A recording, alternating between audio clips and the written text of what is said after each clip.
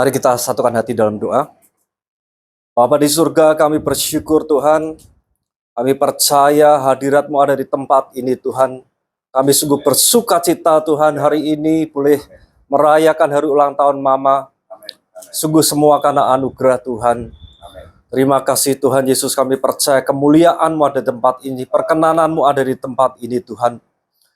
Kau nyatakan apa yang menjadi isi hati-Mu bagi setiap kami Tuhan. Urapi hamba-Mu yang akan menyampaikan firman. Urapi kami semuanya, singkapkan rahasia-Mu Tuhan. Lindungi kami, tutup bungkus oleh kuasa darah-Mu. Kami serahkan acara ini ke dalam tangan kasih-Mu.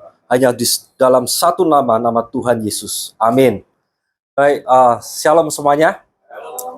Terima kasih tentunya buat Tuhan Yesus yang luar biasa. Terima kasih juga buat tamu hadirin semuanya. Saya lihat ada yang dari Kendal ya, dari jauh.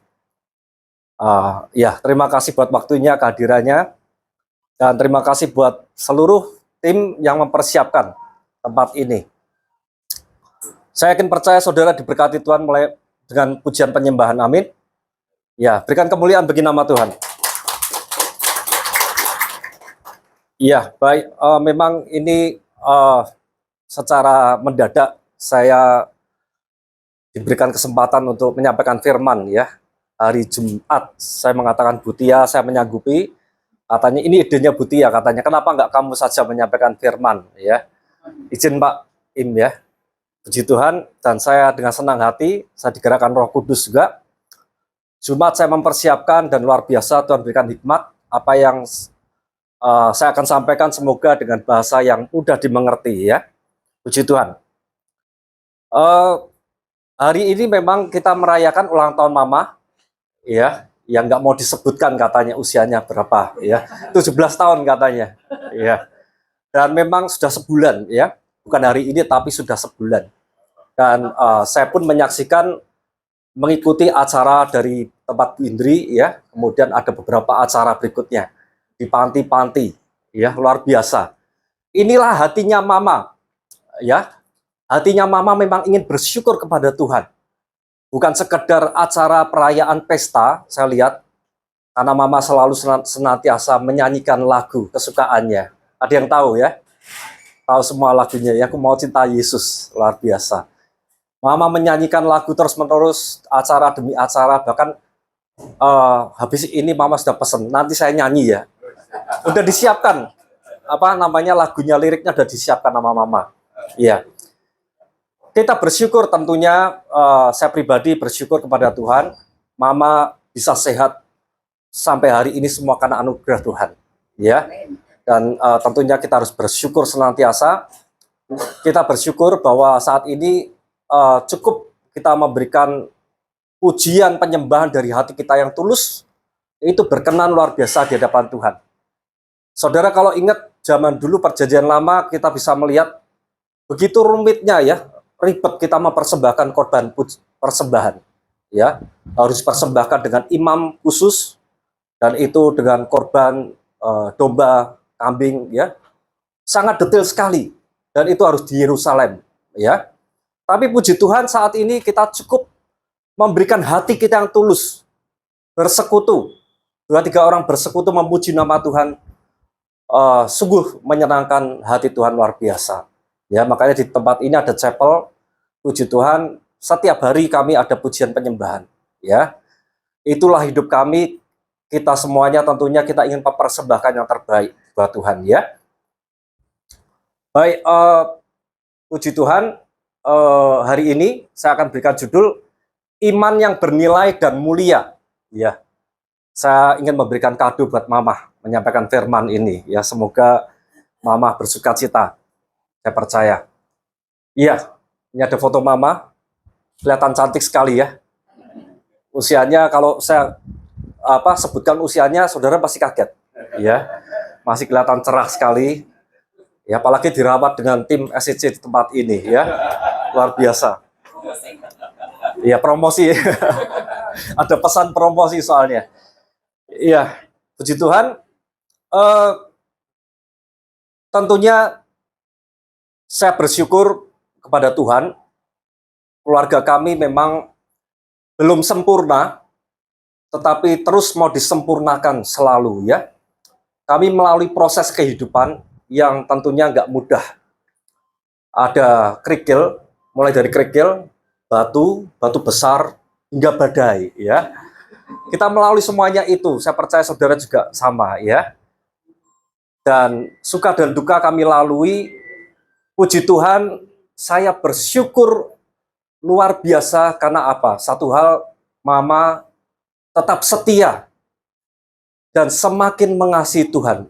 Itu yang paling berharga ya, dibanding apapun ya. Masalah bersilih berganti, tetapi Mama tetap setia. Ya, pagi hari ini saya melihat Mama mondar-mandir sambil ngomong apa saya tidak jelas. Saya tanya Mama, ternyata doa Bapak kami, saudara. Doa Bapak kami sebanyak berapa? 77 selama 1 jam ya. Mondar-mandir doa Bapak kami. Semakin setia, dan saya melihat jam-jam doanya juga semakin banyak ya. Berapa kali sekarang Mbak doanya, Mbak? 4 kali. 4 kali novena ya. Puji Tuhan. Iya. Dan saya yakin percaya kita semuanya di tempat ini selagi hidup pun tidak lepas dari masalah ya. Ada amin ya. Yang lepas dari masalah. Apa ada yang pernah skip dari masalah? Boleh angkat tangan. Pak Andri pernah lepas dari masalah? 1 hari aja? Banyak sekali. Iya, tapi bersuka cita ya. Amin ya. Iya. Iya, Tuhan kita Tuhan yang besar, Tuhan yang luar biasa, penyertaan Tuhan itu sempurna, ya. Dan tentunya masalah itu selalu ada. Saya ingin katakan, selagi kita bernafas di dunia ini, kita akan menjumpai masalah silih berganti. Ya, demikian juga dengan keluarga kami, Mamah khususnya, ya. Nggak pernah ada putusnya, terus menerus.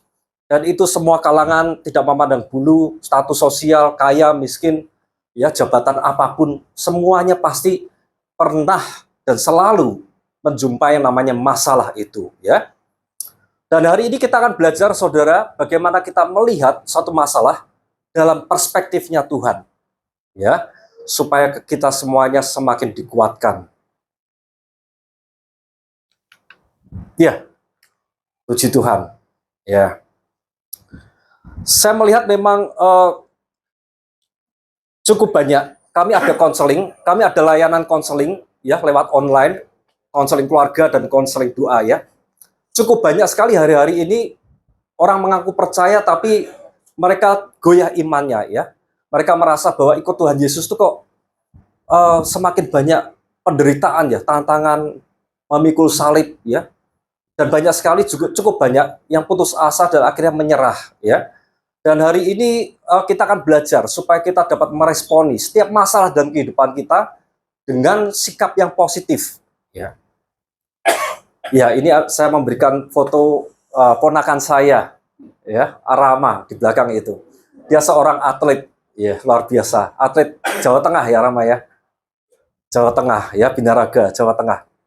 Ya, kita akan baca Firman Tuhan terlebih dahulu, ya sama-sama kita bacakan. Yakobus 1 ayat 2 sampai 4. Kita perkatakan firman Tuhan bersama-sama, ya. Kalau belakang nggak melihat mungkin bisa buka Alkitabnya. 1 2 3. Saudara-saudaraku, anggaplah sebagai satu kebahagiaan apabila kamu jatuh dalam berbagai-bagai pencobaan. Kita sama-sama perkatakan ya. Sebab kamu tahu bahwa ujian terhadap imanmu itu menghasilkan ketekunan. Dan biarlah ketekunan itu memperoleh buah yang matang, supaya kamu menjadi sempurna dan utuh dan tak berkekurangan apapun. Amin. Jadi saya mencatat, kenapa Tuhan izinkan masalah terjadi dalam hidup kita, terutama orang percaya. Ternyata Tuhan itu sedang menguji iman kita. Kenapa iman itu harus diuji? Saya mencatat adalah pertama, agar semakin membuat kita dewasa dan kuat, ya. Di sini dikatakan, biarlah imanmu itu menghasilkan ketekunan, sehingga ketekunan itu akan menghasilkan buah yang matang dan sempurna. Ternyata Tuhan tuh ingin membuat kita sempurna, ya, mempunyai karakter yang dewasa dan kuat. binaraga seperti Rama itu tentunya melalui proses, betul ya Rama ya? Nggak langsung instan ya, betul nggak? Latihan ini juga terus semakin meningkat tentunya ya. 10 tahun, wow. Dan 10 tahun pun bebannya terus meningkat tentunya ya, nggak sama ya. Saya pernah mempelajari itu otot kalau supaya berkembang, itu harus dirusak. Dirusak dengan beban yang lebih berat lagi, semakin berat lagi.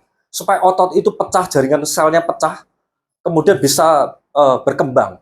Betul ya? Begitu juga dengan hidup kita, saudara. Tuhan ingin supaya kita mengalami ujian, ya, melalui masalah itu. Supaya kita semakin kuat, ya. Kalau kita melihat juga kita punya anak-anak sekolah, ya Freddy bisa, oh ya. Kita punya anak sekolah pun, ya tentunya untuk mencapai naik kelas itu harus melalui ujian demi ujian, betul ya? Dari SD, SMP, SMA, dan ujiannya pun semakin berat, betul ya? Dan tentunya saat ujian pun harus ada effort, usaha khusus, kerja keras, belajar ekstra konsisten, ya, supaya dapat berhasil lolos ujian, ya. Sehingga kita bisa melihat kalau anak itu lulus ujian, tentunya ada pencapaian-pencapaian yang membanggakan kita, betul nggak? Knowledge-nya semakin luas berkembang, pengetahuannya semakin pandai, bahkan semakin mandiri, sehingga anak itu menjadi pribadi yang matang. Amin. Iya. Dan di sini ada beberapa juga pekerja ya. Di dunia pekerjaan pun sama. Kalau kita ingin naik promosi, ya naik level, tentunya kita harus melalui serangkaian uji kelayakan. Ya, bahkan ada perusahaan nasional pun mewajibkan misalkan untuk promosi itu harus mau di rolling sampai ke daerah luar Jawa dan lain sebagainya itu. Ya, jadi butuh bayar harga, saudara, untuk mencapai kedewasaan itu. Betul ya? Dan kalau kita lihat sebetulnya kalau kita menengok ke belakang, ya, dari serangkaian masalah-masalah yang kita hadapi, kita bisa tersenyum. Betul ya? Kita bisa tersenyum, memandang masalah ke belakang bersama Tuhan, kita melewatinya dengan luar biasa. Ya, dulu mungkin kalau kita menjumpai masalah, takut, khawatir, ya, tetapi kemudian dengan masalah-masalah kita disertai Tuhan, kita bisa melihat kebesaran Tuhan. Kita nggak kaget lagi, kita nggak takut lagi, sehingga kita mencapai kedewasaan itu. Ya, puji Tuhan. Iya, berikutnya saya mencatat apa alasannya Tuhan menguji iman kita. Apa alasannya Tuhan menguji iman kita? Ya, alasannya adalah membawa kita lebih dekat dan berharap kepadanya. Ya, di sini kami ada persekutuan doa 2 kali seminggu yang tante-tante mama ya rajin sekali mengingatkan, seringkali malah saya yang lupa tapi diingatkan ya. Puji Tuhan. Kami meletakkan segala beban hidup, masalah-masalah kita letakkan semuanya dan kita doakan ya. Kita serahkan kepada Tuhan. Kita tundukkan otoritas itu kepada Tuhan. Karena kita tahu hanya Tuhan yang mampu menyelesaikan pergumulan kita, ya. Kita bisa melihat Daud ya melalui Mazmurnya, kita baca bersama-sama ya. 1, 2, 3. Tuhan itu dekat kepada orang yang patah hati, dan ia menyelamatkan orang-orang yang remuk jiwanya. Kemalangan orang yang benar banyak, tetapi Tuhan melepaskan dia dari semuanya itu. Katakan amin. Kita tahu Raja Daud ya, raja yang sangat diberkati Tuhan luar biasa. Dalam masa kerajaannya sangat kaya raya, makmur ya. Diberkati Tuhan luar biasa. Bahkan Tuhan sering membanggakan Daud, terlepas dari kelemahan, kejatuhannya. Tapi Daud seorang raja yang luar biasa. Di mana saat dia menjumpai masalah demi masalah ya, dia dikhianati oleh bawahannya, bahkan anaknya, dikejar-kejar oleh musuh. Pertama kali Daud mencari Tuhan, bukan yang lain. Bukan mengandalkan kekuatan diri. Walaupun dia mempunyai pasukan yang begitu banyak, tetapi dia hanya selalu masuk ke gua, tersungkur kepada Tuhan, berseru kepada Tuhan. Itu yang Daud lakukan. Dan Daud menjadi hamba yang berkenan kepada Tuhan. Dan kita eh mungkin agak cepat karena saya sudah dikasih kode 30 menit katanya. Semoga bisa tepat waktu ya. Pandemi, kita bisa melihat pandemi sebetulnya meluluhlantahkan semua aspek kehidupan kita, ya, ekonomi, keluarga, kesehatan, betul ya. Tetapi ada blessing di balik itu, saudara. Saya melihat di Google itu ternyata setelah pandemi ada peningkatan orang percaya. Dan kalau kita lihat ya saat ini persekutuan orang percaya lewat media sosial, lewat Zoom, webinar, semakin intens, semakin banyak sekali. Ya, pemberitaan Injil semakin marak. Ya, ini cara Tuhan. Tuhan izinkan pandemi terjadi untuk satu kebaikan. Pertama mengingatkan kita, kedua lebih mengandalkan Tuhan, dan ketiga lebih bersungguh-sungguh lagi kepada Tuhan. Ya, saya akan memberikan kesaksian Mama. Ya, seringkali saya menghampiri Mama. Ya, saya ingin melayani Mama, memberkati Mama, karena saya lihat kadang-kadang ya dia mukanya memang ada beban, dan saya tahu memang ada pergumulan dalam hidupnya ya. Tapi luar biasanya Mama itu tetap tegar ya.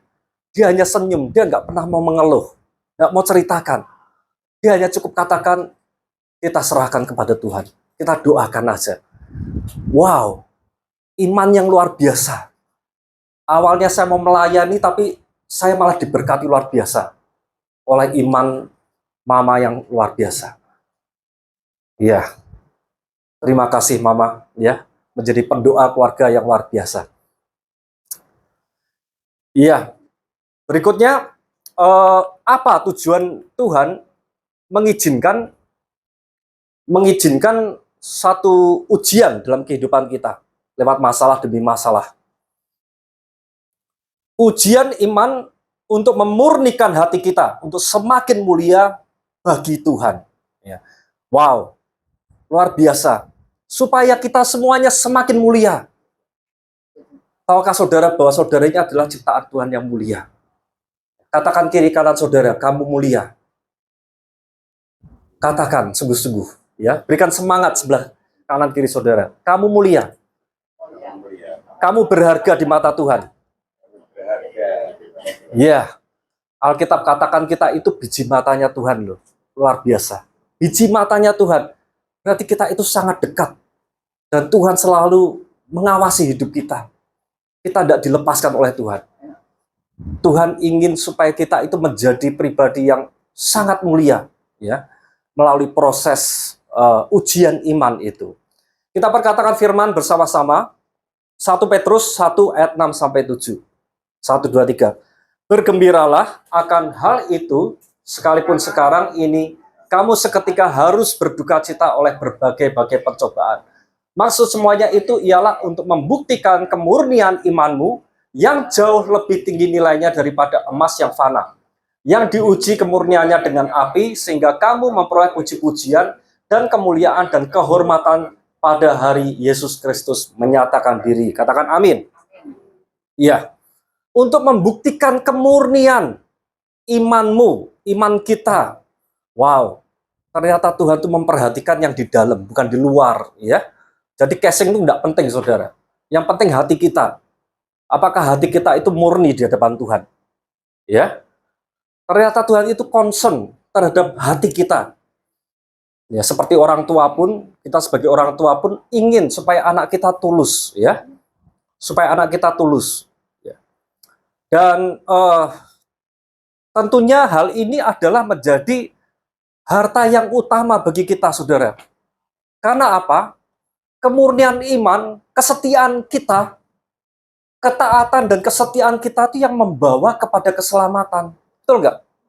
Dibanding apapun, pencapaian-pencapaian apapun yang nggak ada artinya, yang sia-sia, yang fana. Ya, kita tahu bahwa langit dan bumi semuanya akan lenyap suatu saat. Yang kita bawa hanya apa? Hati kita. Ya, maka daripada itu ternyata Tuhan itu memperhatikan dan sedang mempersiapkan sesuatu yang sangat berharga. Hati kita, kemurnian hati kita. Ya. Dan coba ibarat kata seperti ini, saudara ya. Pertanyaannya seperti ini. Kalau seumpamanya kita diizinkan, nggak punya masalah, tapi kita nggak beriman, ya dibandingkan kita banyak masalah, tetapi kita tetap setia kepada Tuhan. Milih mana, saudara? Milih mana? Budi, ya milih mana? Beriman tapi banyak masalah ya. Setiap hari nggak apa-apa. Benar, rela ya. Wah, Tuhan bangga ya. Nah, Bu Sela milih mana? Banyak masalah ya. Setia. Karena kita mendapatkan jaminan kehidupan kekal itu, keselamatan. Ya. Nah, pertanyaannya gini, Pak, gimana kalau saya mau, ya saya setia tapi nggak ada masalah gitu ya. Apa mungkin sekarang manusia itu tanpa masalah bisa surrender to God? Nggak bisa. Manusia tanpa masalah itu jadinya sombong, saudara. Betul ya? Yang ada sekarang aja seringkali banyak yang lupa Tuhan. Betul nggak? Ya. Jadi itulah tujuannya Tuhan mengizinkan masalah terjadi dalam hidup kita. Ya, tadi dikatakan tak sehelai pun rambut jatuh tanpa seizin Tuhan. Jadi masalah kecil pun diizinkan Tuhan terjadi. Bukan secara kebetulan, saudara. Saat kita percaya itu sebagai iman, ya. Jadi mari kita sungguh-sungguh menundukkan diri, surrender to God, apapun yang terjadi dalam hidup kita percaya bahwa itu suatu prosesnya Tuhan untuk membawa suatu kebaikan. Allah turut bekerja dalam segala sesuatu. Dalam segala sesuatu loh, gak hanya satu hal, dua hal. Segala sesuatu untuk mendatangkan kebaikan bagi orang yang mengasihi Dia. Ya. Jadi kita sekali lagi butuh dimurnikan. Ya. Katakan sama-sama, saya siap dimurnikan. Saya siap dimurnikan, ya. Karena kita akan menjadi barang yang bernilai, saudara. Ibarat kata logam mulia itu, kalau saudara lihat prosesnya, emas, perak, ya. Ada yang di belakang itu pedagang emas ya, Ibu ya. Nah, itu tidak mungkin bisa menjadi logam mulia tanpa proses peleburan api. Ya, apinya tuh suhunya kalau saya lihat sampai 3000 lebih derajat ya. Untuk melepaskan apa? Kotoran-kotoran. Ya, sebelumnya hitam, semuanya hitam gitu ya. Dilepaskan kotoran-kotoran, sanga itu dilepaskan oleh proses peleburan itu. Sehingga keluar menjadi barang yang berharga, bernilai, dan dicari banyak orang. Ya, begitu juga dengan iman kita. Tuhan rindu supaya iman kita bernilai di hadapan Tuhan. Dan kita harus merelakan untuk dibersihkan dari segala hal yang tidak baik. Motivasi-motivasi kita yang salah. Kita nggak jujur. Kita hitung-hitungan sama Tuhan. Kita nggak tulus sama Tuhan. Itu mau dibersihkan, saudara. Ya, banyak saya menjumpai teman-teman saya bisnis itu, maaf kata, ya seperti mau transaksi dengan Tuhan, transaksional hubungannya dengan Tuhan. Saya memberi perpuluhan, saya klaim, ya janji Tuhan. Pasti saya diberkati. Ya, saya mau menabur, saya mau melayani Tuhan, asalkan ini. Banyak hitung-hitungan, saudara. Apakah ini murni di hadapan Tuhan? Ini harus dibersihkan, ya, dibersihkan, ya.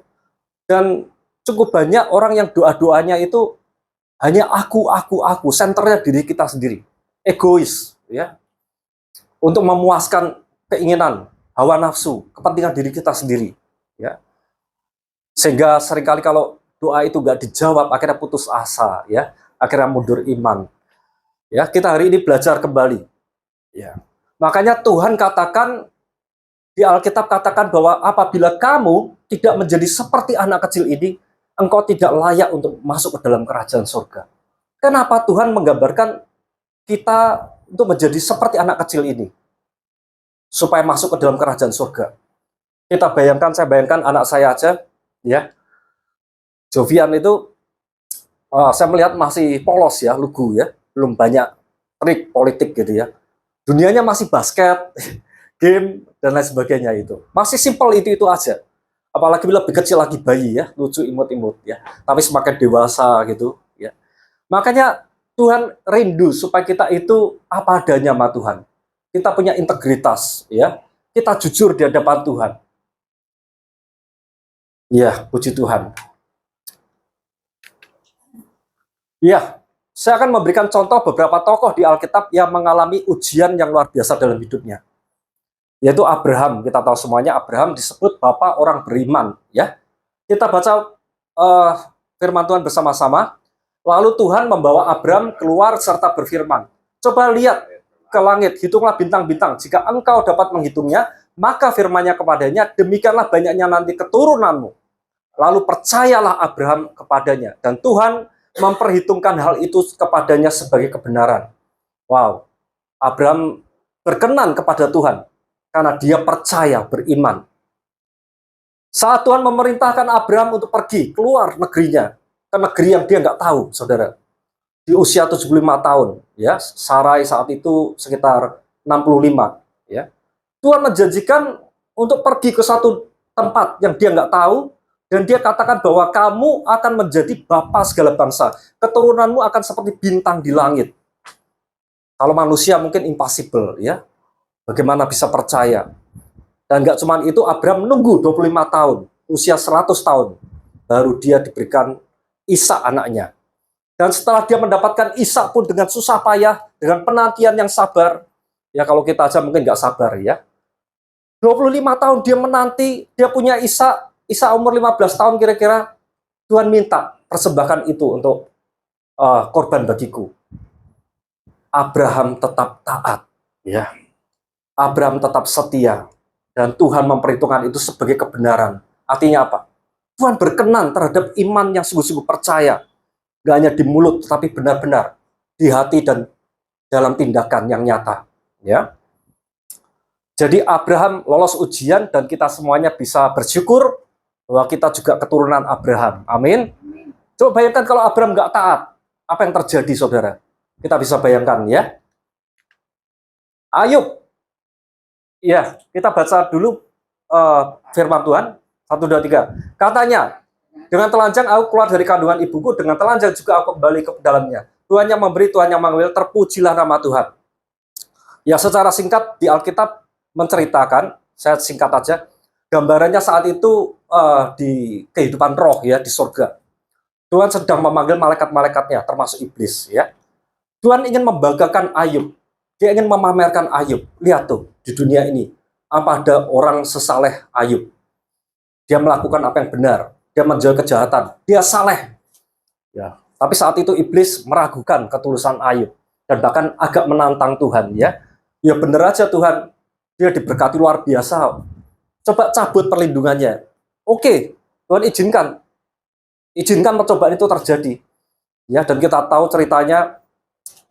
Kemudian Tuhan izinkan. Silih berganti. Ujian demi ujian. Ya. Bangsa-bangsa sekitarnya saat itu menyerang Ayub. Bangsa Kasdim, bangsa Sheba, ya, menyerang, merampok, merampas semua harta kekayaan milik Ayub, lembu, ternak, semuanya, bahkan membunuh semua pekerja-pekerjanya. Bahkan nggak cuma itu, ada api turun dari langit, membakar seluruh aset-asetnya. Bayangkan. Lalu sudah itu ada angin melanda rumahnya hingga roboh saat itu juga. Semua anaknya mati, saudara. Nggak berhenti sampai di situ, dia kena penyakit. Ya, kita tahu penyakitnya borok dari kepala sampai kaki. Ya, sampai dia harus menggaruk dengan beling gitu ya. Dan bahkan sahabat-sahabatnya menjauhi dia, meledek, mengolok-olok, menghina dia, ya. Dan istri satu-satunya yang harusnya menolong dia, mensupport dia, tapi apa, saudara? Malah mengolok-olok dia. Ya, bahkan setengahnya kayak menyuruh mengutuki Allahnya. Mana Allahmu? Kamu selama ini setia tapi Allah nggak membantu, ya. Di mana Allahmu? Ya. Dan tentunya kita bisa melihat ceritanya saat itu memang sebagai manusia, respon manusia, ya. Dia sempat menyesali, dia sempat mengeluh, ya. Menyesali atas hari kelahirannya dan tetapi kemudian Tuhan menegur Ayub dan Ayub punya kerendahan hati untuk bertobat, mengakui kesalahannya dan berseru kepada Tuhan. Bahkan dia kembali, ya, mempercayakan kedaulatannya kepada Tuhan. Dia percaya bahwa Allah yang dia sembah, Allah yang punya rencana yang baik dan adil atas hidupnya. Dan Tuhan memulihkan keadaan Ayub. Ya, dia mengatakan, dengan telanjang aku keluar dari kandungan ibuku. Dengan telanjang pula aku akan kembali. Tuhan yang memberi, Tuhan yang mengambil, terpujilah nama Tuhan. Ayub tetap memuji Tuhan dalam segala penderitaannya. Dan Tuhan memulihkan Ayub luar biasa. Kekayaannya diberkati berlipat kali ganda, ya. Diberikan keluarga yang baru, nama baiknya, kehormatannya dipulihkan, ya. Luar biasa, puji Tuhan. Sehingga dia dapat mengatakan, hanya dari kata orang saja aku mendengar engkau. Sekarang mataku sendiri melihat engkau. Wow. Seberapa banyak daripada kita, ya, kalau menjumpai masalah yang berat, ya, akhirnya putus asa, kita menyerah. Saudara, perhatikan, ya. Sehingga kita tidak bisa melihat seperti yang Ayub lihat, kebesaran Tuhan, pertolongan Tuhan, kalau kita menyerah. Ya. Jadi melalui firman kebenaran hari ini, saya yakin percaya kita akan semakin semangat. Amin. Kita siap menghadapi segala musim kehidupan, ujian, tantangan, semuanya Tuhan izinkan. Sekali lagi untuk memurnikan iman kita. Karena kita berharga dan mulia bagi Tuhan. Puji Tuhan.